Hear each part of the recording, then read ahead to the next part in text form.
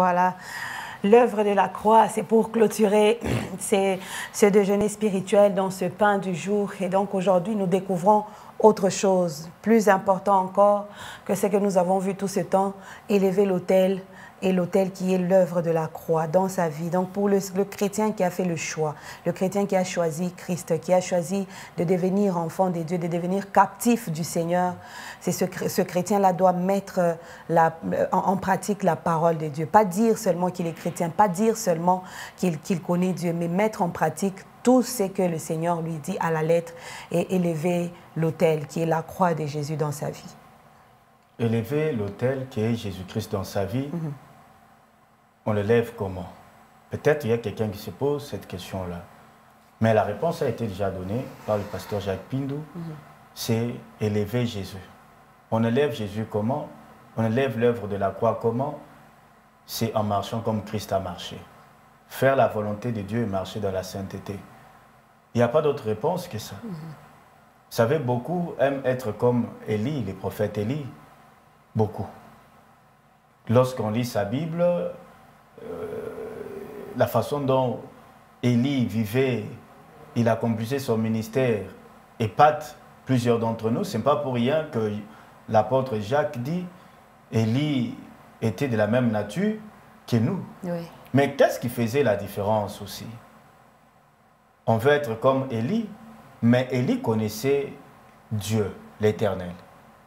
Il le connaissait. Il connaissait que c'était le seul Dieu unique. Oui. Il le connaissait qu'en dehors de lui, il n'y a pas d'autre Dieu. J'ai aimé ce que le pasteur a dit. Il dit,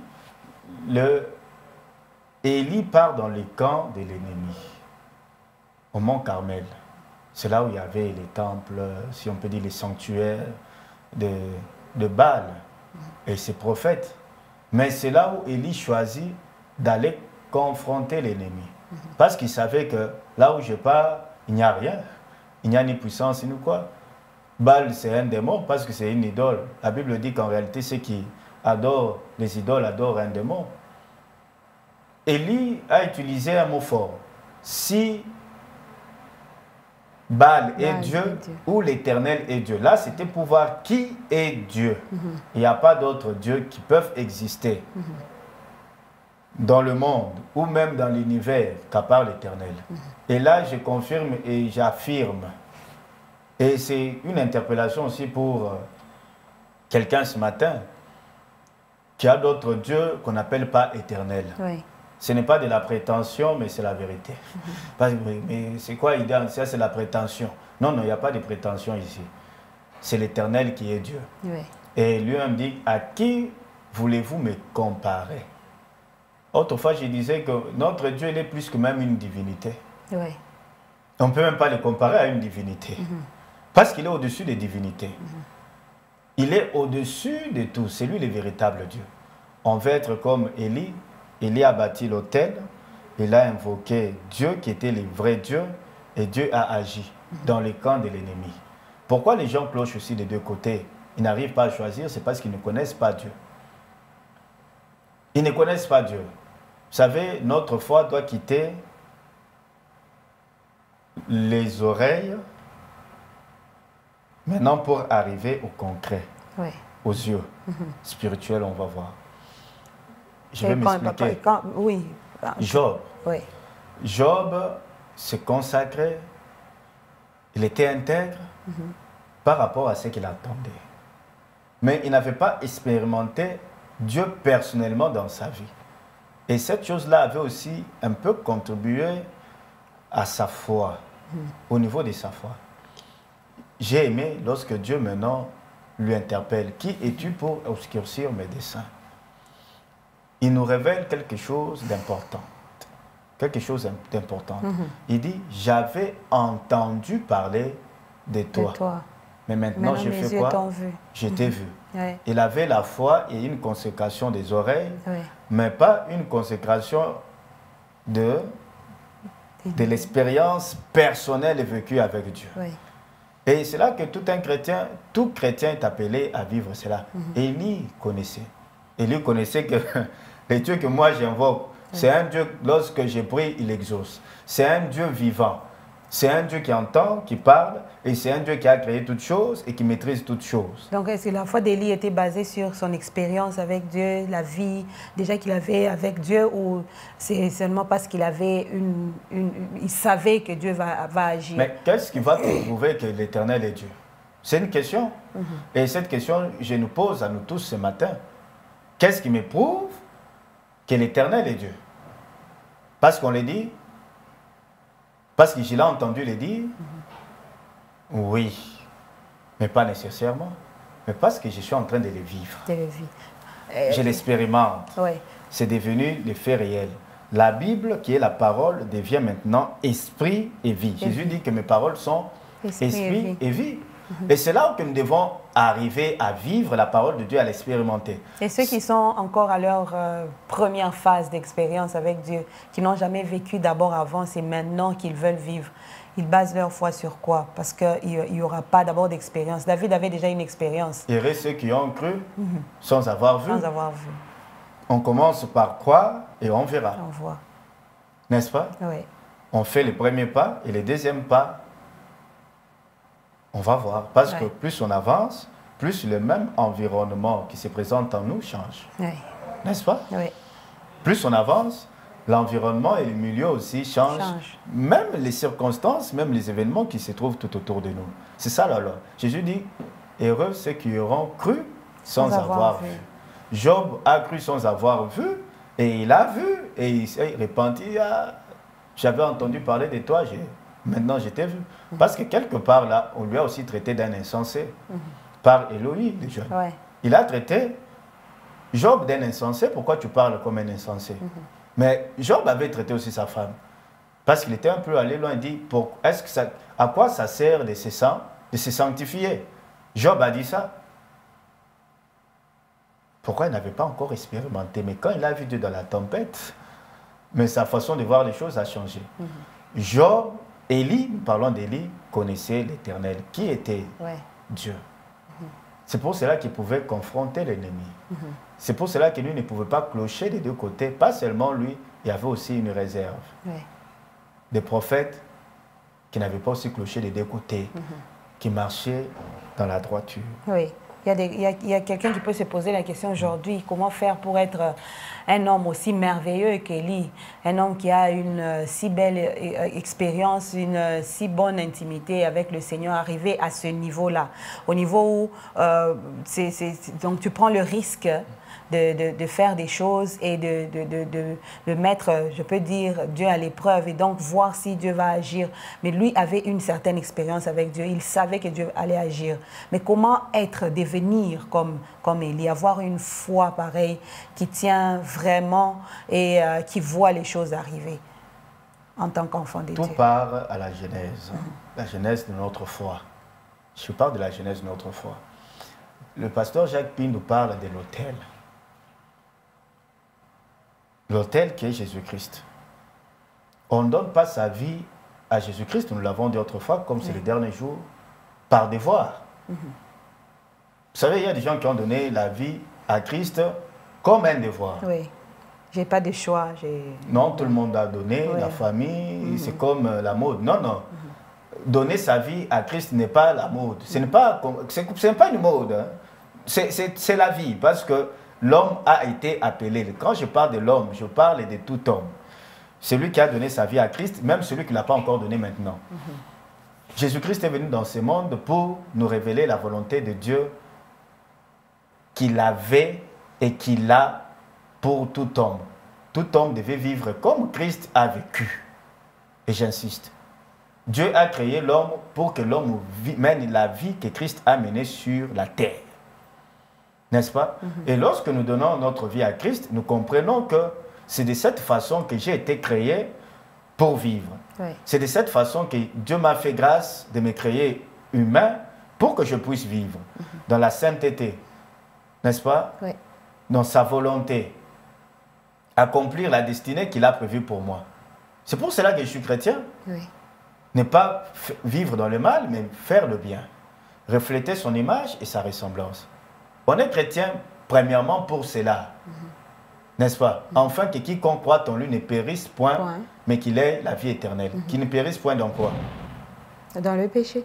Et la vie éternelle, c'est connaître, c'est qu'ils te connaissent. Tout va là-bas. Oui.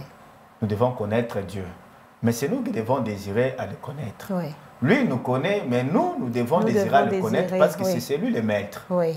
Et donc... Et les questions ne peuvent que trouver leur réponse qu'auprès de Dieu, notre maître. Comment devenir comme Élie? Comment devenir comme Élie? On doit s'attacher à celui qui a les réponses que nous posons. Dans cette vie de piété, on doit s'attacher à Dieu, on doit se soumettre à lui. C'est dans la soumission à lui qu'on parvient à le connaître. N'est-ce pas? Oui. Moi, j'ai que des informations sur vous, mais je ne vous connais pas. Oui. Mais pour vous connaître, qu'est-ce qu'il faut?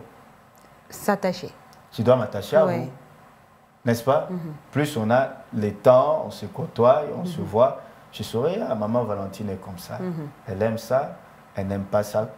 Elle peut agir comme ça, elle a telle compétence, elle a tel don, elle a tel talent. Mais nous ne sommes pas d'abord attachés à Dieu, nous sommes attachés au monde. Un chrétien qui est attaché à Dieu et au monde. Et au monde en même temps. Vous voyez, comme on disait autrefois, on a son téléphone, mais on est attaché à tout ce qui est au monde. C'est le monde qui nous influence, ce n'est pas la vie de Dieu qui nous influence, mais la vie du monde. On vit à la mode. Est sur TikTok, on fait que monter ses rouges à lèvres, ses make-up, si c'est les hommes, c'est leur coiffure, des insanités. Et on est là. Il y a ce qui ne nous édifie pas. Vous voyez?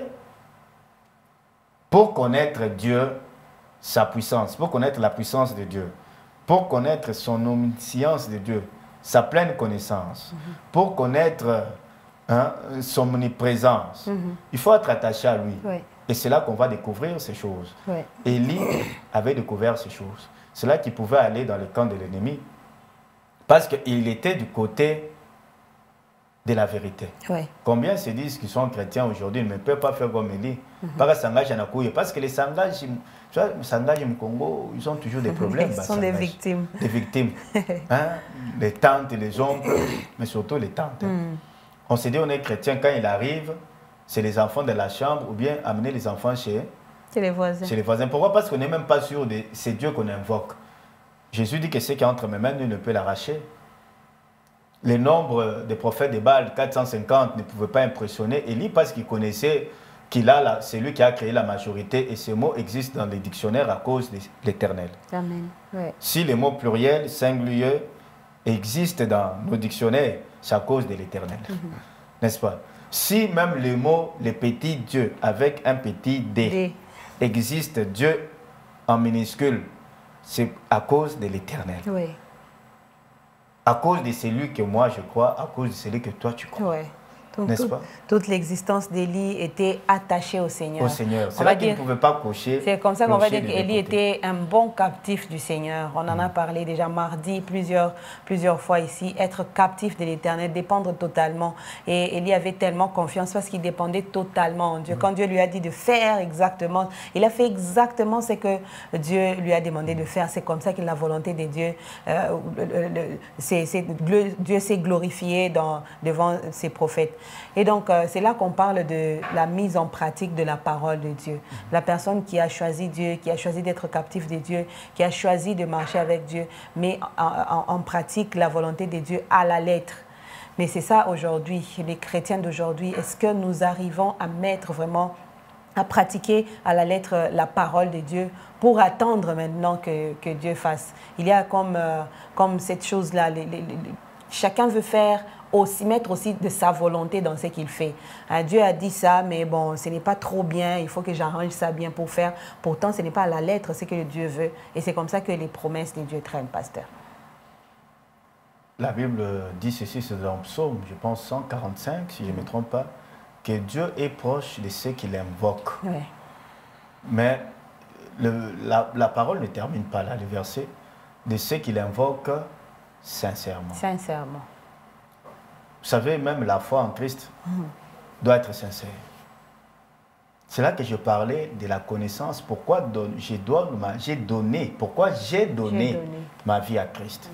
Il n'y a que ceux qui ont donné leur vie à Christ sincèrement en sachant ce qu'ils ont pris comme décision ce jour-là, qui peuvent comprendre ce que nous disions ce matin. La place de la mise en pratique de la parole de Dieu. La place de la mise en pratique de la volonté de Dieu, c'est ça même la preuve qui démontre qu'on est chrétien. Oui. Ça va au-delà de croire dans le cœur et confesser de la bouche. C'est la preuve de notre captivité dans le Seigneur. J'insiste. Je dis ceci. La preuve de la marche dans la mise en pratique de la parole de Dieu, de la volonté de Dieu, c'est ça même la preuve qui démontre qu'on est chrétien réellement. On peut croire de son cœur, c'est bon, c'est vrai. Là, c'est au niveau personnel. On confesse de la bouche. Là, maintenant, c'est bibliquement qu'on vient témoigner ce qu'on a cru sincèrement dans le cœur. Oui. Mais maintenant, comment on va prouver maintenant qu'on est chrétien? Par la mise en pratique. Par la mise en pratique. On a vu des gens qui ont donné leur vie à Christ pour plaire à leur fiancé qui disait « Moi, j'ai pris ma famille de Kaoumbak, notre pasteur ne peut pas accepter. » Alors, le frère est passé devant. Qui veut donner leur vie à Christ? Un audacieux, là, il lève. Mais il a tout un plan machiavélique derrière. Mais c'est aussi un bon début.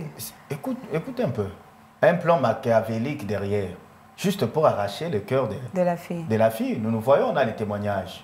N'est-ce pas? Et il a donné sa vie à Christ. Vous voyez? Mais il n'a pas donné sincèrement. Oui. Et après, il a donné une semaine, 2 semaines, le frère est venu un mois à l'église. Après, à la Lodi, à Wapi. Pourquoi? Parce qu'on n'avait pas donné sa vie à Christ. On n'a pas compris. Ouais. Pourquoi Jésus-Christ est mort à la croix? Quelle était sa mission sur la terre? La mise en pratique de la parole de Dieu, ça a une place importante dans la vie d'une personne. C'est par elle qu'on découvrira pourquoi Dieu m'a demandé de faire ceci et pourquoi Dieu m'a demandé de ne pas faire cela. C'est en obéissant qu'on découvre maintenant les raisons pour lesquelles Dieu donne. On peut avoir les raisons avant, tout comme on peut avoir les raisons après. Oui. Mais cela vient par la mise en pratique. C'est là même on découvre maintenant que réellement le Dieu que j'ai pris et que j'ai choisi est réel et vrai, plus que les autres. Et enfin, Élie est arrivé à faire témoigner, je peux dire que c'est lui qui a fait témoigner tous ces prophètes qui étaient là, ils sont arrivés par le déclarer et tout, c'est l'Éternel qui est Dieu.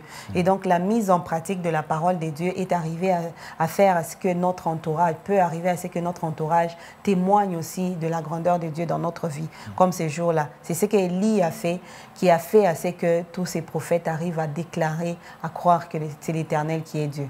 Et donc le chrétien, pasteur, je me dis nous sommes appelés à rendre témoignage par nos actes et par la mise en pratique. Et le monde peut venir à Christ juste parce qu'on a mis en pratique la parole de Dieu. Le plus grand témoignage d'un enfant de Dieu, ce n'est pas la déclaration, mais c'est sa façon de vivre. Sa vie pratique, oui. Comme Christ. C'est ça le plus grand témoignage. Concret. Et qui convainc. Vous avez déjà vu les gens qui disent, si celui-là entre au ciel, moi aussi je vais entrer. Pourquoi? Parce qu'il s'est dit qu'il est chrétien, il déclare, mais sa façon de vivre ne prouve pas. C'est ce que nous avons dit. Élie a prouvé par sa façon de vivre. Il avait la parole de Dieu. Je pense que c'est Deutéronome 6, verset 6 qui dit, Israël, sachez que l'Éternel est le seul éternel, ou le seul Dieu. Le prophète Élie connaissait la parole de Dieu, il connaissait. Et il a prouvé par sa vie et sa foi. Oui. Et il a démontré. Et tout enfant de Dieu est appelé à cela. Pour dire aux autres, ne clochez pas des deux côtés, tu dois prouver, si toi tu as Dieu, pour qu'ils voient vraiment que tu as raison de leur demander de ne pas clocher des deux côtés. Oui. Parce que quelle était cette preuve où le prophète de Baal, qui avait des connaissances occultes qu'ils avaient reçues peut-être dans leur jeune âge, dans des familles, ils ont adhéré à l'occultisme, à ces sectes, pouvaient avoir comme preuve que c'est que Élie est en train de nous dire c'est la vérité. Parce qu'ils n'étaient pas les prophètes de Moïse, ils n'étaient pas sur la loi de Moïse, et ce sont des prophètes de Baal. Ils avaient un autre Dieu, pour eux, ils avaient un autre Dieu par défaut qu'ils appelaient Dieu Baal, un démon. Mais comment ils devaient être convaincus? Ils devaient être convaincus par quoi? Et on devait reprocher au prophète de Baal comment? Élie les a évangélisés avec la démonstration de sa vie et de sa foi. Ce que nous déclarons doit être conforme de ce que nous avons foi, et ce que nous avons foi, nous devons le démontrer. C'est là que Jésus dit, si tu dis à cette montagne, déplace-toi de là, cette montagne peut être le prophète de Baal. N'est-ce pas aussi? Peut être aussi le prophète de Baal. Baal, si tu es Dieu, on connaît dans nos familles là, si celui-là est Dieu, ôte-toi de là. Élie a dit à Baal, ôte-toi de là. Et Baal a été ôté. Voilà, la vie chrétienne se limite pas seulement à la parole, mais aussi à la démonstration de la puissance. La puissance qu'on dit ici, ce n'est pas comme les gens pensent dans leur tête, les gens en train de tomber. La grande puissance qui existe, c'est celle qui transforme la vie d'une personne. Là, moi, j'ai toujours dit à ces gens, d'abord, on ne va pas parole. Mais, hein, quand ils veulent s'attaquer, à la parole éternelle, il n'y a que la parole. C'est ça même d'abord la grande puissance qui peut exister. Oui, mais quoi d'autre? Celle qui influence des vies. Vous savez, on peut guérir une personne, c'est bien. Mais transformer une âme, non, non. Il n'y a que la parole qui peut faire ça. On a vu les gens manger 5 pains et 2 poissons de miracle, mais ils ont insulté Jésus le lendemain. Et c'est ça la puissance. C'est la puissance. Mais la grande puissance est la meilleure. C'est celle qui transforme la vie des personnes. Je pense que tous les adeptes de Baal, ces jours-là, avaient donné leur vie à Dieu. Si Christ n'était pas à ce temps-là, ils ont donné leur vie à l'Éternel. En tout cas, parce qu'ils l'ont déclaré, ils ont cru et ils sont allés à genoux pour reconnaître la grandeur du Dieu le plus élevé, parce qu'il y a eu une démonstration. Et la foi est basée sur ça, la démonstration. Élie l'a fait, il a démontré, il a mis en pratique la parole de Dieu et les choses se sont faites telles qu'il l'a dit, parce qu'il a suivi la parole de Dieu à la lettre. Et donc, c'est l'exhortation de ce matin. Pasteur, si vous pouvez le faire pour quelqu'un ce matin, quelqu'un qui est habitué, hein, on commence à s'habituer un peu à Dieu, on s'habitue à la parole, on fait la vie chrétienne par habitude. C'est cette personne-là qui doit sortir de l'habitude, s'attacher à Dieu fermement et croire, avoir la foi fermement, mettre en pratique la parole de Dieu à la lettre pour attendre que Dieu agisse un jour. Ce que nous pouvons dire à quelqu'un ce matin, parce que le pasteur Jacques Pindou, dans son sermon, il a dit « Je ne parle pas de ceux de l'extérieur. Je commence premièrement avec ceux de l'intérieur. » Pour toi, mon frère, ma soeur, qui a donné ta vie à Christ, non pas avec un cœur sincère. L'occasion t'est donnée ce matin de pouvoir donner réellement ta vie à Christ. On ne donne pas sa vie à Christ par compassion. Non, parce que Jésus-Christ est mort à la croix, maintenant je lui donne ma vie sans comprendre pourquoi tu le donnes. On ne donne pas sa vie à Christ par devoir. C'est juste un devoir que je dois accomplir. Mais nous connaissions aussi, on peut faire un devoir sans aimer faire ses devoirs. Comme quand on était à l'école, on pouvait faire la physique. Moi, je n'aimais pas trop la physique, mais je pouvais faire les devoirs de physique sans vouloir aimer faire ses devoirs. Voilà, la vie chrétienne n'est pas un devoir. On ne compatit pas, on ne mène pas la vie d'Yokuri Pandémie. Pour ceux qui entendent les Swahili ce matin, Jésus-Christ est mort à la vie, maintenant je lui donne ma vie. Non, non, ça, c'est ne pas comprendre. On donne sa vie à Christ pour vivre comme il a vécu. Pour abandonner la vie du péché, parce que la parole de Dieu déclare que l'âme qui pêche, c'est celle qui mourra. Et nous avons compris que nous devons abandonner avec cette vie de péché. Donne ta vie réellement à Christ, et donner sa vie à Christ, c'est accepter d'être esclave du Seigneur, et lui qui soit notre Seigneur et Sauveur. Voilà ce que je peux dire pour celui qui cloche des deux côtés. Parce que celui qui n'est pas en Christ ne cloche pas des deux côtés, il est de l'autre côté des ténèbres. Je parle à toi, bien-aimé, ce matin. Jésus-Christ est venu dans ce monde pour que quiconque croit en lui ne périsse point, mais qu'il ait la vie éternelle. Qu'il ait la vie du Créateur, qui est notre Dieu à tous. Personne ne s'est créé dans ce monde, et personne n'est l'auteur de sa vie, et personne ne s'appartient à lui-même. Toute créature appartient à son Créateur. C'est là que je dis, et je disais, que Jésus-Christ est venu dans ce monde pour que toute personne puisse vivre comme il a vécu, parce que c'est cela même la volonté de Dieu. Toi qui marches dans les ténèbres, arrête maintenant cette vie que tu as. Rentre, parce que le Saint-Esprit te parle et te convainc nuit et jour que ce que tu fais est mauvais. Regarde la grâce de Dieu et son amour. Son amour est plus grand. Il a envoyé même son esprit pour convaincre le monde du péché. Et l'Esprit te parle. La parole de Dieu déclare que ceux qui entendent sa parole n'endurcissent pas leur cœur. Prends la bonne décision ce matin, c'est lui de choisir l'Éternel, de choisir Jésus-Christ et de pouvoir marcher sur son chemin. Amen. Tous les hôtels que tu as en dessous des lits, tous les hôtels que tu as dans ton bureau, tous ces fétiches que tu as apportés, que tu connais, parfois même tu viens à l'église, prends la décision de l'église où tu es, même aujourd'hui, ou même les dimanches, appelle ton pasteur et dis, je viens avec ces hôtels auprès de toi, on m'avait trompé, je viens les mettre au pied du Seigneur et tu vas vivre.